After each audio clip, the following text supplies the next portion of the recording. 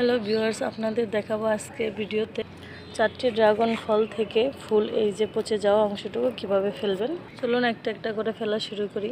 এই যে সাইডের পচাটুকু অংশ আস্তের উপরে এই পাশ থেকে একটু টান দিবেন, এই পাশ থেকে একটু টান দিবেন। টান দেওয়ার পর এটা একেই খুলে চলে আসবে, পরে এই যে টান দিলে হয়ে যাবে, খুলে এসছে। সামনের অংশটুকু ফেলে দিলে ফলের অংশটুকু ভালোভাবে পুষ্ট হয়ে যাবে। এটার ভিতরে দেখেন কি পরিমাণে পিঁপড়ে ধরেছে। এই পচা অংশটুকুর জন্য ড্রাগন ফল গাছ আছে, আর যাদের হাতে কাঁটা ঢোকে না এরকম কোনো ব্যক্তি নাই হয়তো বা আমার জানার মধ্যে। মাত্র হাতের ভিতরে একটা কাঁটা ফুটে গেল, যদিও তারপরেও ভালো লাগে। এই যে 4টি ফেলে দিলাম।